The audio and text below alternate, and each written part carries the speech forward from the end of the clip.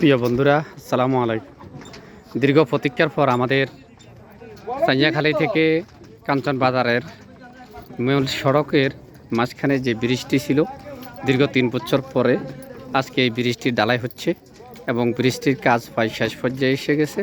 আশা করি আগামী 1 মাস থেকে 1.5 মাসের ভিতরে যান চলাচলের জন্য এটা মুক্ত করে দেওয়া হবে। সজ্জাব্বর ইউনিয়ন 1 নং সজ্জাব্বর ইউনিয়নের চেয়ারম্যান ফারুক মিয়া চেয়ারম্যান হওয়ার পরে তার একান্ত প্রচেষ্টায় প্রায় 7 কোটি টাকা বরাদ্দ করে এই পুলটির কাজ নিয়ে আসেন।